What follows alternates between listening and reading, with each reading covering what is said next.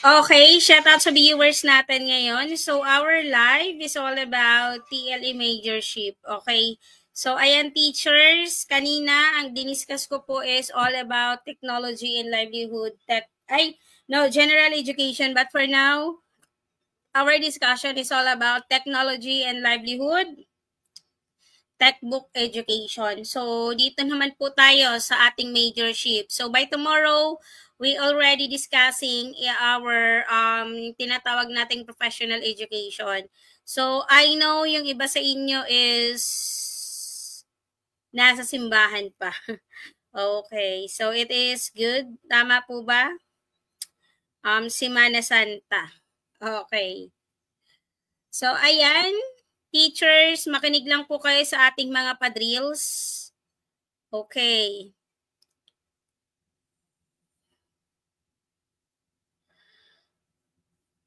Alright.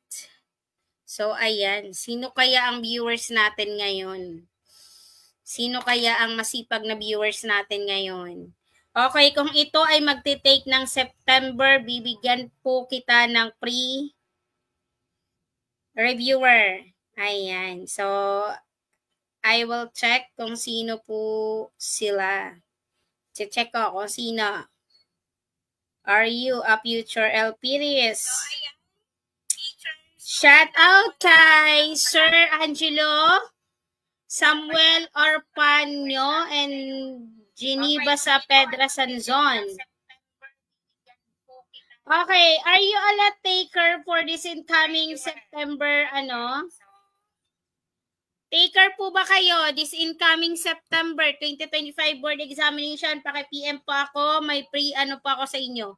Soft copy. So, ayan teachers, let's start with technology and livelihood education. Since kanina, yung pinag-usapan po natin doon is all about general education. By tomorrow po, ang pag-uusapan naman natin is professional education. So, sinachop-chop na po natin yung oras para lahat po mapa-professional, Gen Ed, and our majorship nakakapag-discuss po tayo. Alright, let's start with this question, number 1. Okay, this question, ang tinatanong lang naman po dito mga teachers, mga ka-TL warriors is, which of them is most commonly used in college diploma? Ano yung mga nakikita nyo na sulat? Types of letters when we are talking about the college diploma. Is it Gothic, Roman, Old English, script, or italic? So, ayan. The question is, it is all about technical drafting, right? So, ito yung mga types of letter. Pinag-uusapan natin is the types of letter. So, pag ang pinag-uusapan is most commonly used in a college diploma, is it Gothic, Roman, Old English, or script, or italic? So, teachers, what is the answers in question number 1? Ano si Gothic? Ano si Roman? Ano si Old English? So, ano ba yung pagkakaiba-iba nila? So, ayan, if you know the answer, paki-comment na po sa comment section natin. Paki-comment po ako. Okay, so ang live pa po pala natin is hindi siya naka-public. Oh my God, sorry. Hindi ko siya na-public. Okay. Okay, shout out kay Sir Jonathan Moreno Abalye. Okay, sir, mamaya po makakapag-usap po tayo. Okay, kasi nasa drills pa po tayo. Shout out sa inyong lahat. Shout out sa viewers natin. Okay, so, ayan teachers. Which of them is the most commonly used in college diploma? So, ano yung mga ginagamit natin pagdating sa college diploma? Is it a Gothic, Roman, Old English, or script? Okay, teachers. No other than the answer is Old English text. Yun po ang ginagamit natin pagdating sa college diploma. Kadalasan yan po yung mga ginagamit natin. Maliwanag po ba, mga ma'am and sir? Clear po ba? Anong sagot? Si Charlie po ang tamang sagot. Which is, it is what? It is in Old English. Okay, isa-isahin natin. Isa-isahin natin sila. Okay.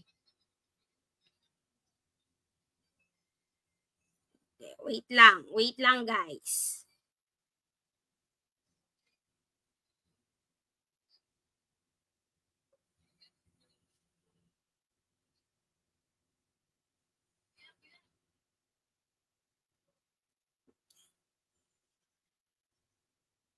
Okay, so ayan, i-discuss ko muna kasi yung iba mga nagme-message sa akin, hindi ko po kayo isa-isang ma-replyan ngayon. Lalo't-lalo na po nasa discussion po tayo. Okay, so ayan teachers, Which of the most is commonly used in college diploma? So, lagi kong sinasabi, pag college diploma, ang commonly used po na ginagamit natin sa type of letters is no other than the Old English. Bakit po, Ma'am Gracie, letter C ang tamang sagot? Sige, explain ko sa inyo bakit si Old English ang tamang sagot. Teachers, ang Old English po is similar po siya saan? May pagkakaparehas po sila, similar to the Gothic letters. Yun po si Old English text. So, since Old English is similar to the Gothic, this style is less common today due to its complexity and potential readability and issues. Okay, now, based on the historical context, especially sa mga college diploma, kung pag-aaralan po natin yung historical context sa college diploma, teachers, lagi nyo pong tatandaan na ang diplomas po have traditionally been associated with a formal and authoritative typography. Okay, so it means this use of specific typefaces has evolved over the time. So that's why it can influence by the tinatawag nating cultural, aesthetic preferences. So sa history po ng college diploma, they will use a black letter.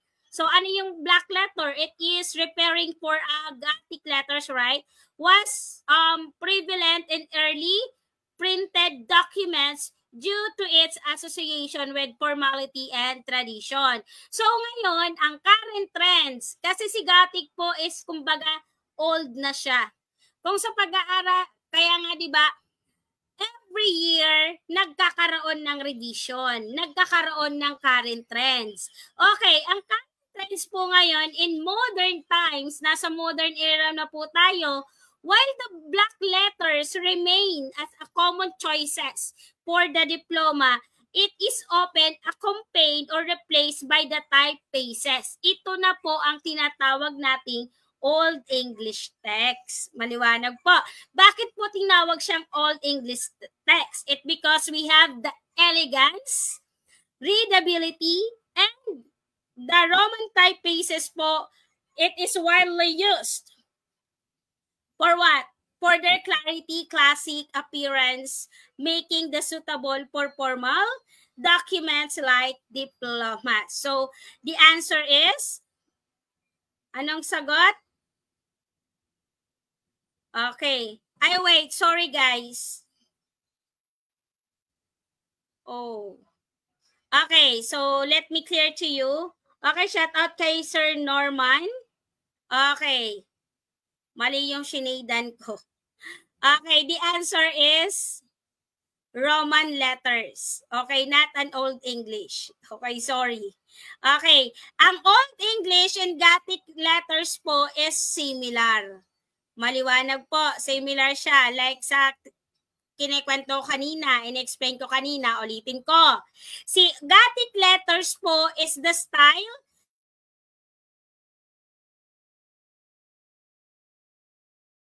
choice due to its ornate nature. So based on the history po sa diplomas and traditional, ang ginagamit po natin talaga is si Gothic letters. Since we are modern, nagkakaroon ng trends, teachers. Okay, so papasok po rito si Roman. Okay, Roman letter ang bago ngayon na types of letter, hindi si Old English. Okay, so similar si Old English and Gothic. So pag trends ang pinag-uusapan natin in college diploma, the answer is Roman letters. So si italic letters po, teachers, okay, ulitin ko, italic letters is the style are typically used for embellishment rather than the main text diplomas. Okay, pag italic, naka-slant ba si italic? Okay. So, ayan teachers, mas nababasa po kasi si Roman kaysa kay Gothic letters. Okay. Clarify ko po kasi sa inyo kasi ang nabanggit ko kanina is si Old English. But in the current trends po, ang pinakatamang sagot when we are using a college diplomas is the Roman letters. That's why the answer is letter B. Now, we proceed to the question number 2.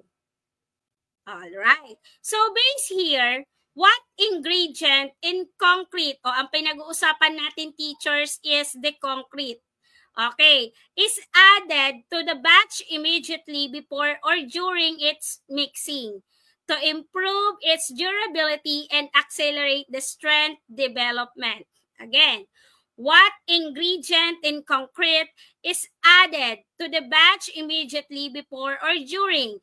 Again, teachers, ang may keyword that tayo rito, the word before or during.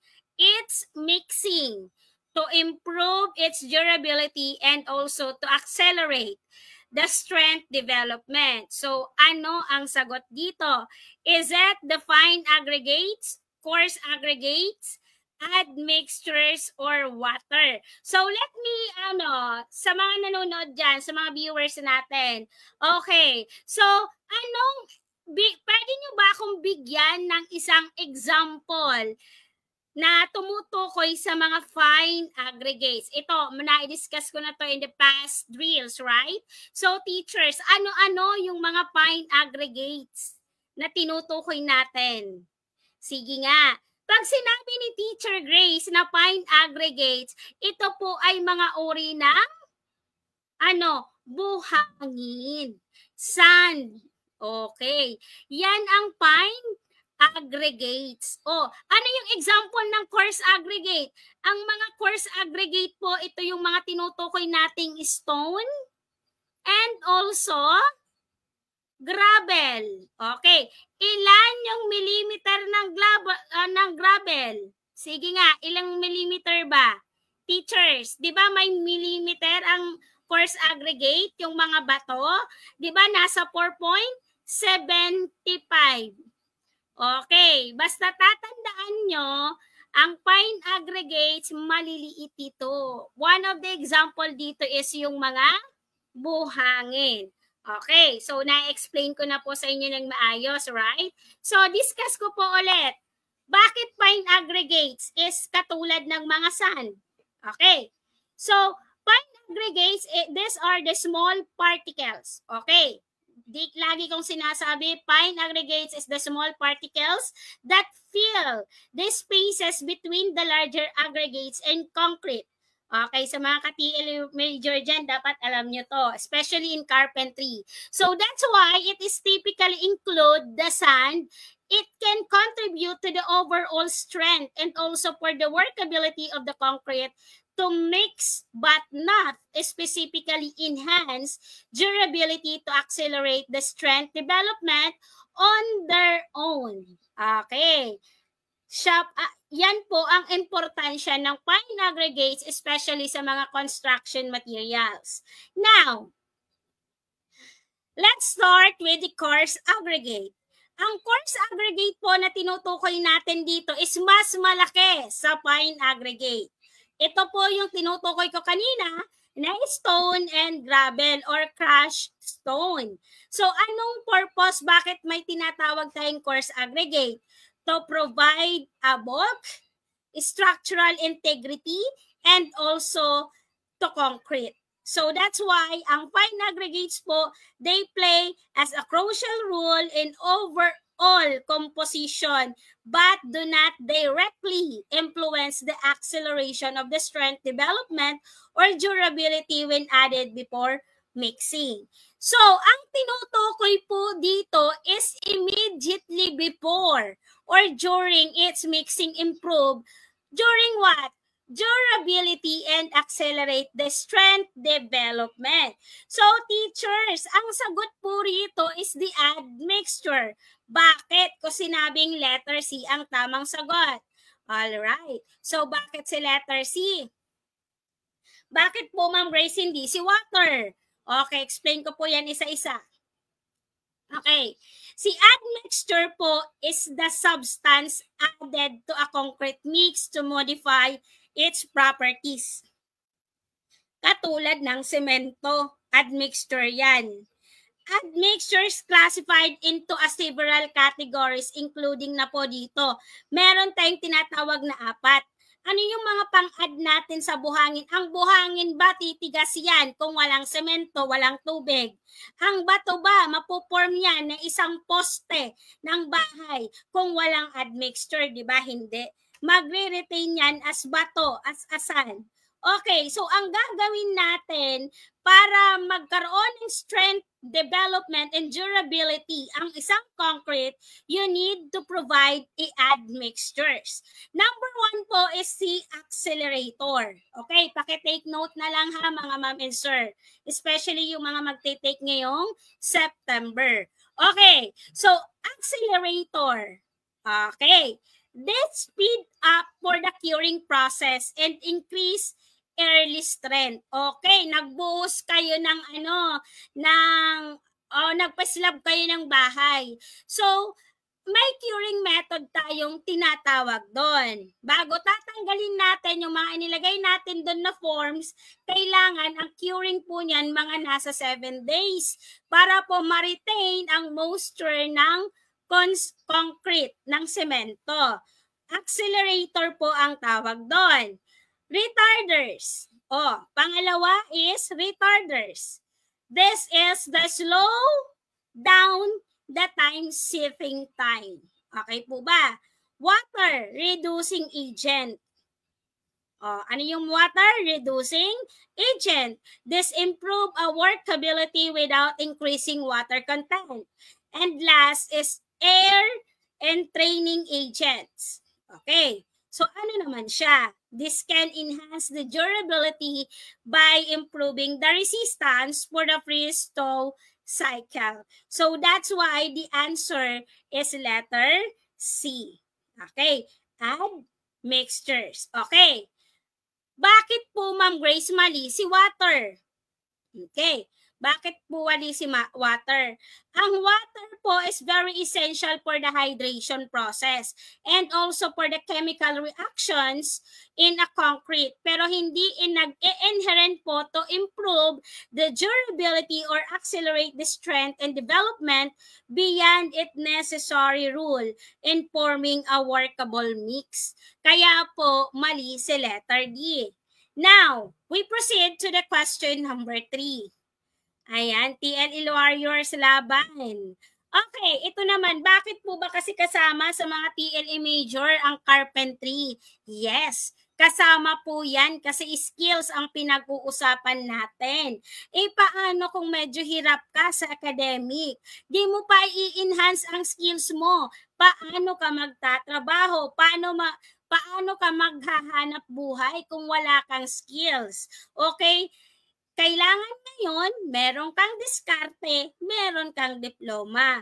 Mas maganda na sabay ang dalawang yan. Okay po ba? Hindi po pwedeng meron kang diploma pero wala ka namang skills. Okay, hirap ka rin naman po niyan.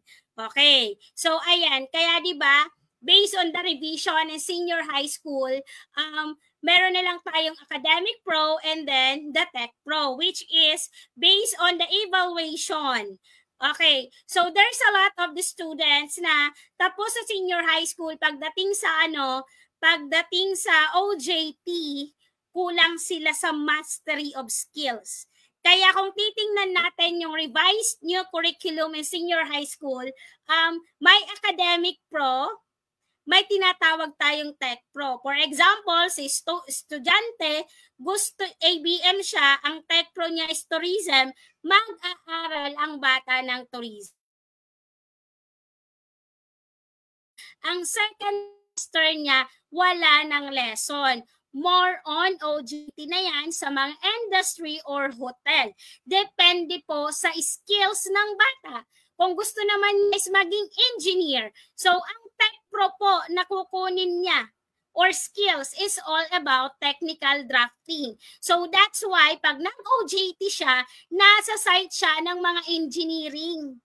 Okay, since marunong naman ituturo sa kanila kung paano mag-layout ng bahay, marunong silang bumasa ng blueprint, yun yung revised curriculum pagdating sa senior high school. Okay, kaya hindi po pwedeng ang bata magaling lang sa concept, pagdating sa skills, ligwak. Hindi naman po pwedeng magaling ka sa skills, kulang ka naman sa pagkaintindi. Kailangan parehas po na natututunan yan ng bata. The academic and also the skills, katulad niyan ng sa bahay. Ang bata, magaling sa school, matalino, pero pagdating sa gawaing bahay, hirap kang utusan. Okay. Kaya habang nasa bahay pa, turuan nyo na ang mga anak natin, kapatid natin, or pamangkin natin, pinsan natin, ng sapat na skills, kahit sa pagluluto man lang. Okay. So now, ang pinag-uusapan natin is the structural. O ito, magtanong na kayo kung ang mga nanay-tatay ninyo is the construction. Nung nag-aaral ako way back, sa CSPC, sa technical drafting namin, ang lagi kong tinatanong si Papa, kasi karpentero siya. Karpentero, mason. Okay. Siya yung tinatanong ko pagdating dito. Which of the following refers to the structural reinforcing member that holds bind together the main reinforcement of a column? O, ano ang column? Nakakita na ba kayo ng column? So, tingnan nyo ang bahay ninyo kung may mga column ba yan. May lateral tie ba yan? O, syempre merong column ang bahay. Hindi mabubuo ang isang bahay without the column, lalo na kung ito ay gawa sa bato.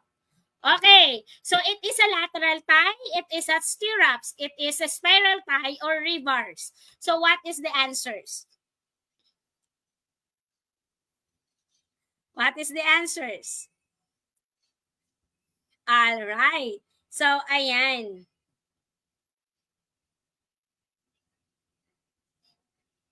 Okay. So, thank you for watching. Shout out kay Mary Grace Lucenia, Ate Desiree Bergonia, Misty Ilarda Bermilo. Shout out po sa inyo.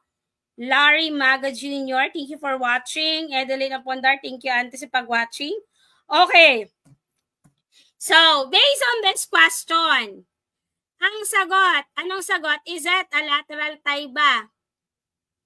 Or the stirrups. Ano ba si lateral tie? Okay. I-eliminate agad natin si lateral tie kasi mali po si lateral tie. Si lateral tie po, it is the term generally refers to a type of reinforcement used in a concrete construction. So, they provide yung tinatawag nating stability against the lateral forces. The lateral ties are typically used in columns. Ito po yung mga ginagamit natin. Saan? Pag tayo ay gagawa ng ano? Ng mga beam. O, ang bahay nyo may mga beam ba? O, ginagamitan natin ng lateral tie. So, that's why, itong beam na to, teachers, porket gumamit tayo ng lateral tie na ginagamitan natin ng beam, hindi rin po siya yung pinaka-main reinforcement for the column. Right? Hindi po siya yung pinakasagot.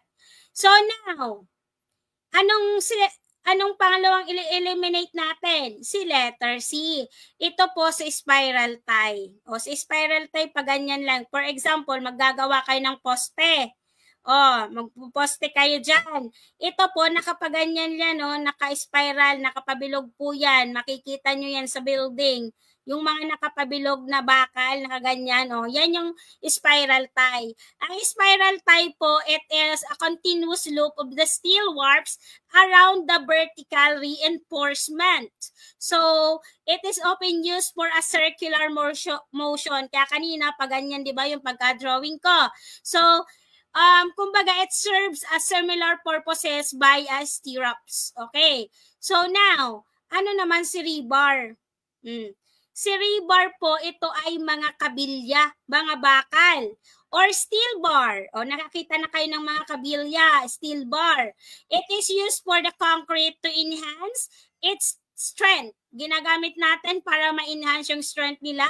And also, it is very essential and components of reinforcement concrete structure. So, ibig sabihin, ang rebars po, they do not serve as a specific function of the binding others reinforcing by a members together. So that's why letter D is wrong. So ano ang hinahanap natin dito?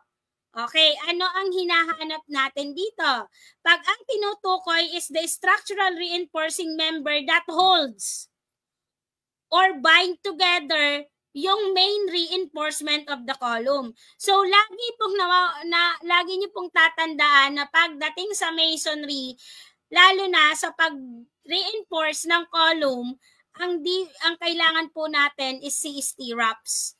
Okay, stirrups is the correct answer. Bakit po Ma'am Grace stirrups ang sagot? Stirrups po are the closed loops. Ibig sabihin, ito ay meron tayong tinatawag na steel bars that are placed around the vertical reinforcement. Yung pinaka-main bars niya po in beam and columns. Therefore, this is a primary function is to hold the main reinforcement in a place and provide the shear resistance. So that's why it is very effective. Bind the main bars together by preventing them from buckling or moving apart under the load. So that's why stirrups is the correct answers. Now, we proceed to this question. Okay. The structure that holds the poured concrete until it hardens to form the concrete beam or post. O, ito yung ginagamit natin pag magbubuhos na tayo. O, pag magbubuhos tayo ng semento, mabubuo ba ang isang poste kung wala yon? O, anong tawag doon? Scaffolding ba? Barterboard? Forms or stay? Anong sagot? Teachers, di ko na po patatagalin. Para mabuo ang isang poste, lalo na ang concrete beam, gagawa ka muna ng forms. Ano yung forms na yon? Sa Bicol, ito yung tinatawag nating forma. O kung ano yung form na gagawin ninyo para sa posting yon. Kung ito ba ay pa-square, ito ba ay pabilog, ito pa ba ay triangle. Depende. Okay, the answer is letter C. Okay, forms. Okay, bakit forms po ang sagot? Bakit hindi si scaffolding? O, di ba pag sinabi nating scaffolding, it is temporary structure used to support a work crew and materials, construction or repair a building structure. So, ito po yung mga inaakyatan. Pag sinabing scaffolding, kung tayo ay magpapalitada sa labas ng bahay, ipifinishing natin yung bahay, gagawa sila ng scaffolding. Yun yung inaapak-apakan ng mga construction worker papunta dun sa taas para mapinturahan nila kung magpipintura sila or magpifinishing sila sa isang site. Okay, scaffolding tawag doon. So, ang tawag naman sa barterboard po, teachers, it is the horizontal board setup. The corners of the construction site to help establish the layout of the building. Tandaan, pag magli-layout tayo, maggagawa tayo ng bahay, magli-layout pa lang, laging ginagamit si barter boards. Maliwanag po. Si steak naman, hindi yan pagkain na steak ha. Steak is typically pointed piece of wood. Naka-pointed po siya, yung mga idinidikit-dikit natin saan. Tinatusok natin sa lupa. Kaya nga, may pointed piece of wood siya. Pwedeng wood, pwedeng metal. And to a ground to mark the boundaries or provide support for the other structure. So they can be used for a conjunction with the forms to secure them in place. They do not hold concrete themselves. So pag ang tinutukoy po natin, the structure that hold the poured concrete until it hardens to form the concrete beam or post, the answer is the form. Forma. Okay, ano ang forms? It is temporary molds into which concrete is poured. So they are essential in shaping concrete. It is the set and hardens. Alright, so forms can be made from a different various materials. Pwede po siyang wood, pwede naman po siyang metal or plastic. So it's specifically designed to contain the weight of the concrete until it gains sufficient strength. Okay, 7 days. Okay, now we proceed for this question. Okay, dito naman tayo. Concrete is said to be workable. Ayan. If it can molded or deform without segregation, this characteristic is known as blank. Again, concrete is said to be workable if it can be molded or deformed without segregation. This characteristic is known as blank. A. Consistency. B. Plasticity. C. Mobility. Or D. Workability. So what is the answers? What is the answers, teachers? Ayan, ano po ang sagot? Okay. Is it a consistency? Is it yung tinatawag nating mobility? So, sige nga, anong isasagot natin? Okay.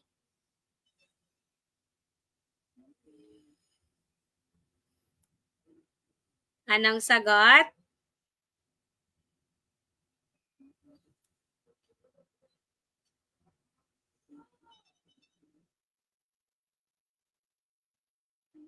Okay. Workability ba? It is workability.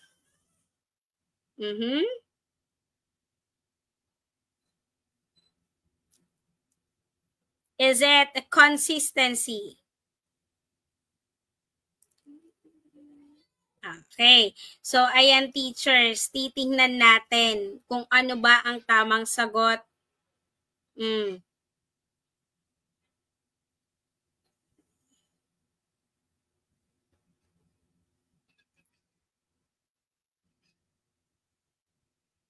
Okay. Sa mga viewers po natin, kindly share this live discussion po.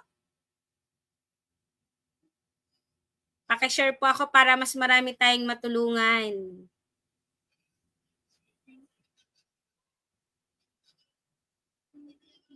Ayan. So, wait lang po mga ma'am and sir. I will be posted this live discussion. So, in a public. Okay. So, just wait for a while. Ayan.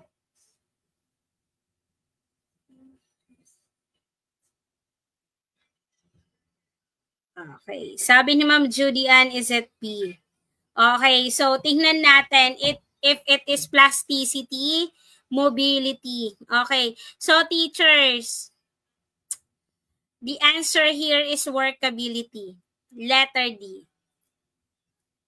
Okay?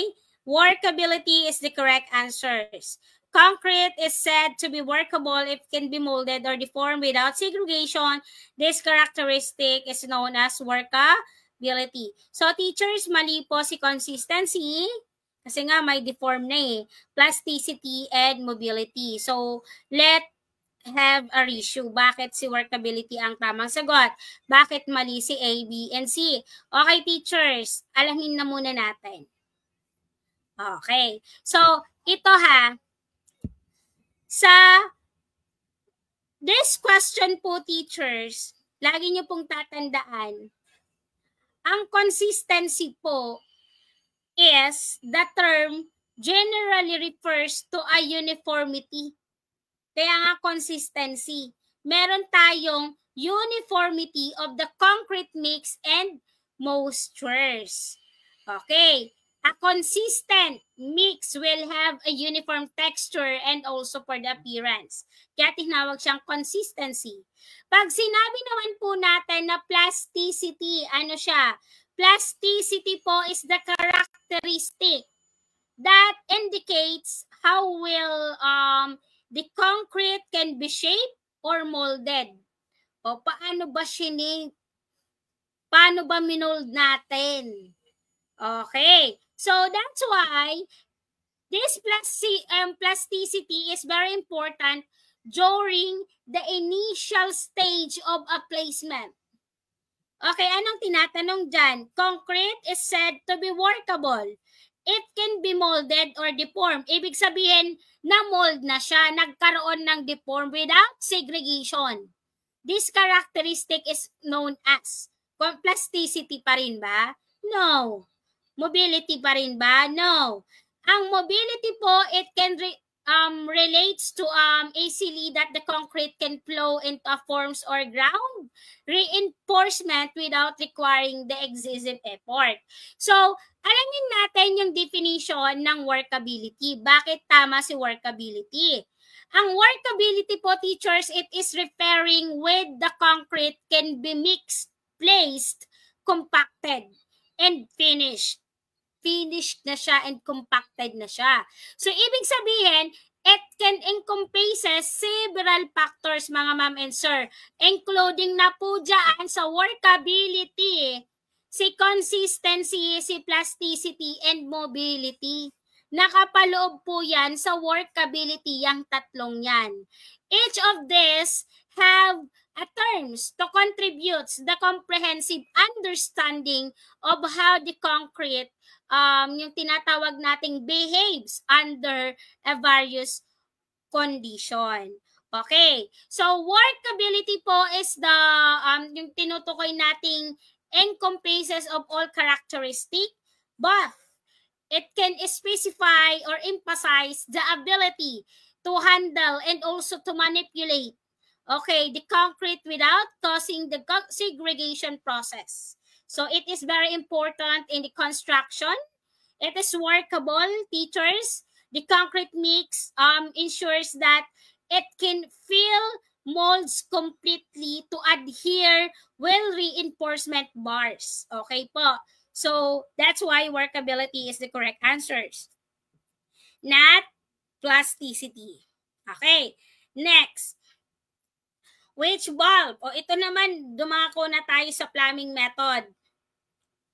Which valve in a water service open? O naka-open daw. Open to admit air if the pressure within the water service fall below the atmospheric pressure. Again, which valve in a water service open to admit air if the pressure within the water service falls before atmospheric pressure? A, is that the anti-vacuum? B, is that a gate? C, it is a vacuum. D, it is a calorifer. Okay, what is the correct answers in question? Based on this question. Okay, which valve in a water service open to admit air if the pressure within the water service falls below the atmospheric pressure? So, ang sagot, ang tanong. Okay, ano ang sagot? Ano ang tanong? Teachers, anti-vacuum ba ang sagot dyan? Is that a gate ba? Vacuum, calorifer. So, what is the answers? Sige nga. I'll give you 1 minute. What is the answers based on this question? Anong sagot?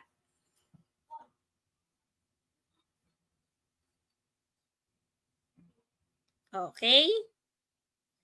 Anong sagot dyan?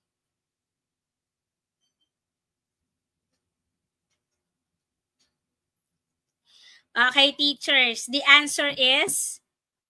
Anong sagot? Sige nga, kung alam ang sagot. Hirap na ba? Hirap ba, future LPTs? Okay, the answer is anti-vacuum. Ano nga po ang sagot? Anti-vacuum. Okay, hindi po calorifer, gate, or vacuum. The answer is anti-vacuum.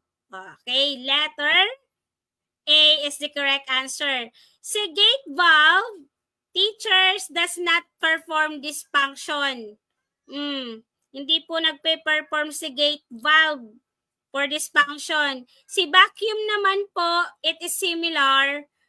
It may not be as a common referred to as anti-vacuum valve in the practical application. So, mali siya. Si calorifer naman po, teacher, it is wrong again because it is no relevance based on this question.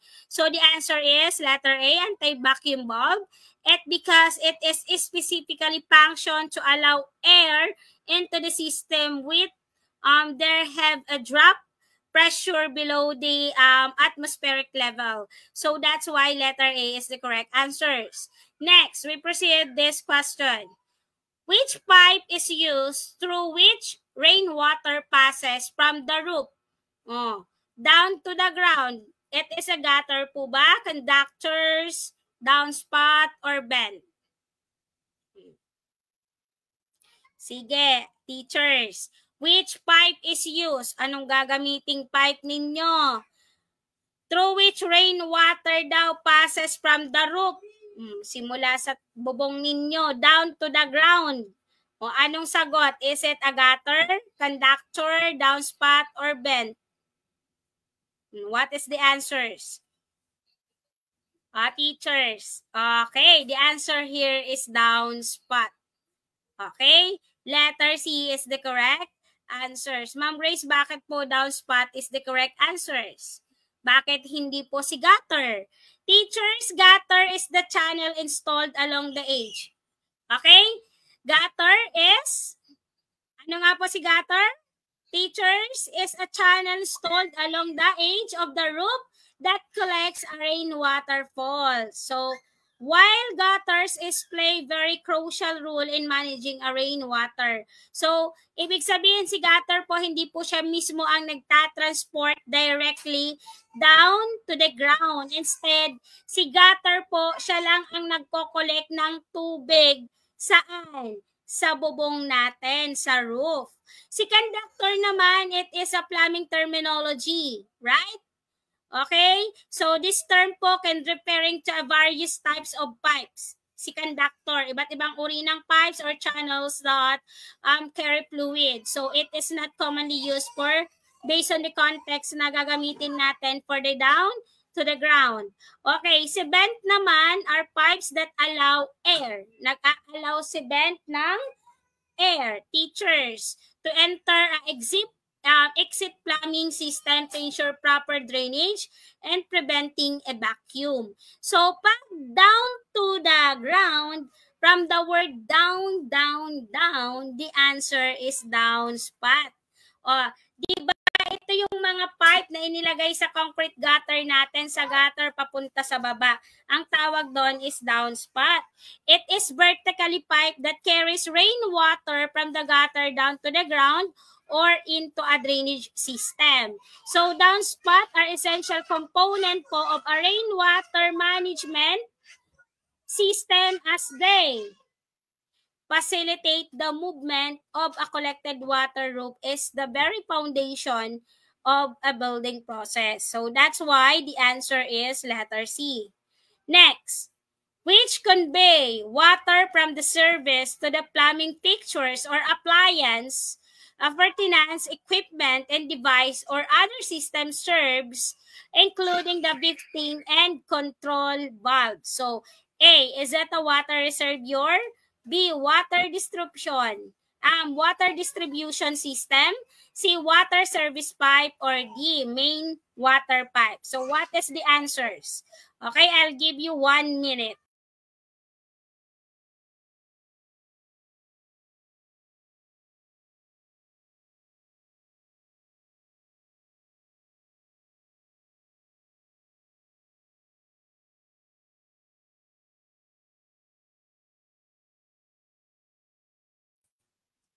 Okay. So, ayan. Ang tinatanong is convey water from the service to the plumbing fixtures. Okay. For the appliances. Ano siya?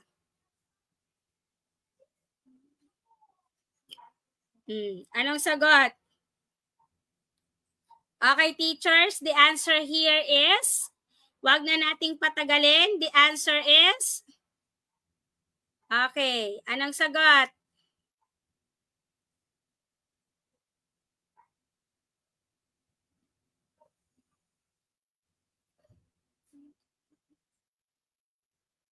The answer is water distribution system.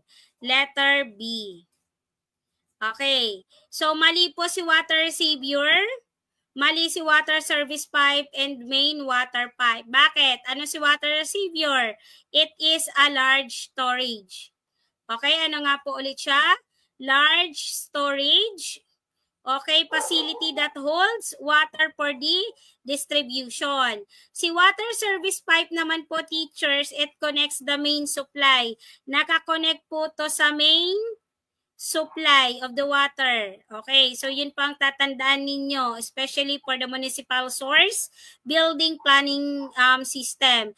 This pipe po is very crucial for bringing potable water into the structural building. So, si main water pipe naman, it is generally referring for the primary pipeline that carries water into a building or facility. So, the correct answer here is letter B, water distribution system, because it is referring to the networks that transport water from the source. Ito po yung mga tinatawag nating reservoir or treatment plant to the consumer. So, itong system na po ito, they can include the components that convey water. It is more comprehensive than just act of conveying for the entire infrastructure involved of delivering water. So, that's why the answer is letter B. So, next,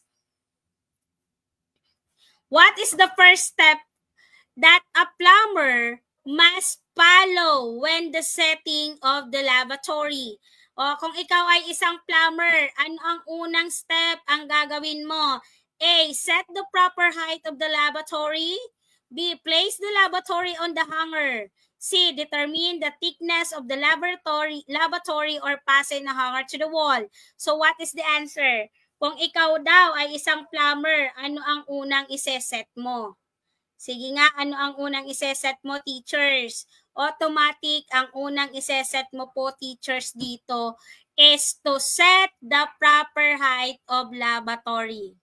That's why A is the correct answer. Sige nga, place lavatory onto the hanger. Di mo pa nga alam kung ano yung height ng lababo na gusto ni client. So, ang unang gagawin ni plumber is to set the proper height of lavatory. Okay. So, yun po ang tamang sagot. Okay, bakit po si letter A is the answer? Because the first step in installing a lavatory is to determine and set the proper height. So, this is a crucial because they affect a usability to comfort for the user. The standard height po ng lavatory is generally around ang standard height po ng lababo is around 32 to 36 inches. 32 to 36 inches. Yan po yung standard height, 32 to 36 inches from the floor. Simula po yan sa floor to the top of the sink, but they can be vary based on the user needs or specific design requirements. Okay, si letter B naman, place lavatory on the hanger. Once the height is determined, the next step po is to involve securing the necessary hanger. So ito po is pangalawa to. First step, una si set the proper height of the lavatory. Sunod po niyan is fasten hanger to the wall. Ito po yung pangalawa. Okay. Once na na-determine na po natin yan, kailangan yung hanger or brackets po, meron ng support ang lavatory to ensure the stable and can bear the weight without the risk of falling. So, ang pangatlo po niyan is si letter B. Ito po yung pangatlo, si letter B. Okay, pangatlo to. Place lavatory on the hanger. So, ibig sabihin, after ensuring the plumber should be placed the lavatory into the support. And last is determine the thickness of the lavatory. Ito po yung pang-apat. Ulitin ko, anong una? Si letter A, pangalawa si letter D, pangatlo si letter B, and pang-apat si letter C. So, ibig sabihin po niya, nang determine the thickness of the lavatory, it means it is very important for the ensuring the plumbing fixtures po to fit the process to determine the thickness. It is not typically one of the initial steps of the lavatory. That's why letter A is the correct answer since first step ang hinahanap natin. Okay, next. This is the last. Single stroke letter are advised with blank. A. Slowness. B. Laziness. C. Rapidity stroke. Or letter D. Pre and natural passion. So what is the answers? Okay? With stroke, single stroke letters are advised with blank, sloppiness, laziness, rapidity stroke, or pre and natural passion. So the answer here is letter D. Okay, single stroke letters at advised with the pre and natural passion. So, thank you teachers. I hope natuto po kayo for this live discussion. So, abang po kayo tomorrow for the professional education.